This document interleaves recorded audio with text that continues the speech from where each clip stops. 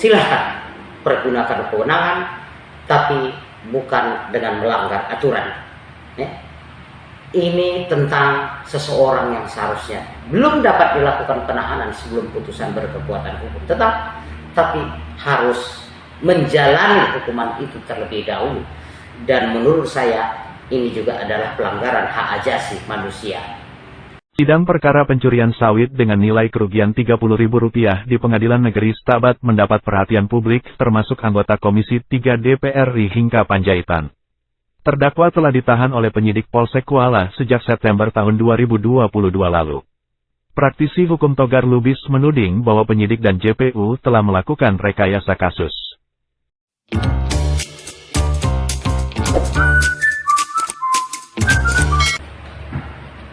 Saudara-saudara sekalian, ya, dengan berlakunya, ya, atau dengan disahkannya Kitab Undang Hukum Pidana, ya, nomor 1 tahun 2023, walau nanti, ya, pemberlakuannya, ya, 2 tahun sejak 2023 awal, maka itu nanti sekitar di 2020 masih berlaku. Tapi dalam Kitab Undang Hukum Pidana yang baru ini, ya, telah diatur tentang pasal yang dimaksudkan oleh Bang Hinca dan beberapa anggota Komisi 3 DPR RI, apa yang dimaksudkan rekayasa kasus. Di undang-undang tersebut, ya, ada tentang, ya, bagi tindak pidana terhadap proses peradilan, bagian ke-1, yaitu penyesatan proses peradilan. Pasal 278, ya. Saya akan bacakan, ya. Ayat 1-nya dipidana karena penyesatan proses peradilan dengan pidana paling lama 6 tahun atau pidana denda paling banyak kategori 4 setiap orang yang memalsukan, membuat atau mengajukan bukti palsu untuk dipergunakan proses peradilan. Tentang yang dimaksud rekayasa kasus atau pidana ini yang berkaitan dengan tadi, sebagaimana pasal 107 dan 111 Undang-Undang 39 2014 tentang perkebunan, maka dia diatur di ayat 2. Ya, di ayat 2 pada pasal 278 ini disebutkan dalam hal tindak pidana sebagaimana dimaksud pada ayat 1 dilakukan, ya, dalam proses peradilan dipidana dengan pidana penjara paling lama 7 tahun 6 bulan atau pidana denda paling banyak kategori anak. Dan di huruf B-nya, nah ini yang berkaitan tadi, ya, yang seharusnya pasal yang diterapkan adalah 107, tapi supaya tersangka dapat melakukan penahanan maka, ya, dimasukkan pasal 111. Maka di sini huruf B-nya, ya,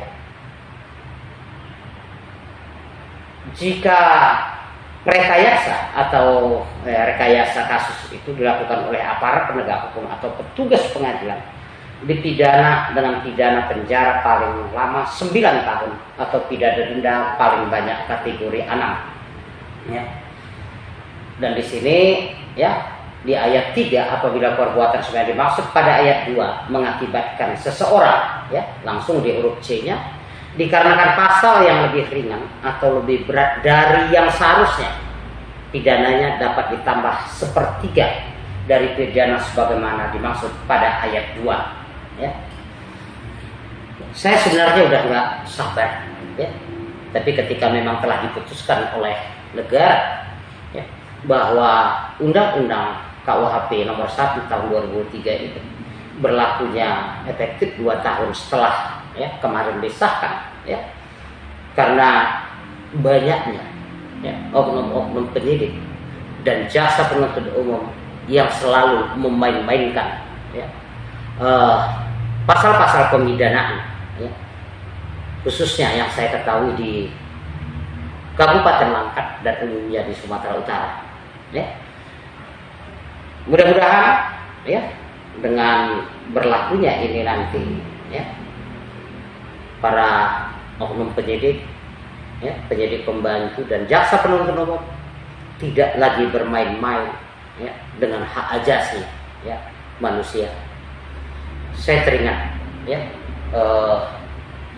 ada abang saya, senior saya, juga seorang lawyer ya.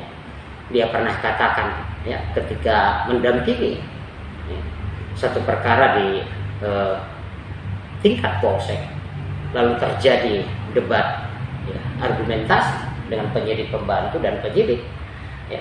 Akhirnya oknum penyidik pembantu dan penyidik itu berkata, ya ini kewenangan kami ya. Maka Bang Dasar tadi kan mengatakan, ya ini benar persoalan kewenangan, tapi tetap harus berdasarkan aturan ya.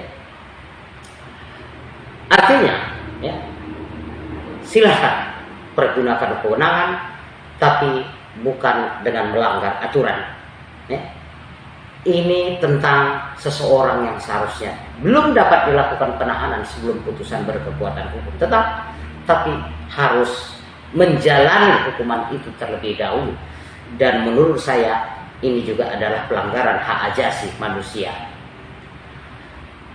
Demikian mungkin yang dapat ya saya sampaikan ya. Kita bertemu di lain kesempatan. Salam.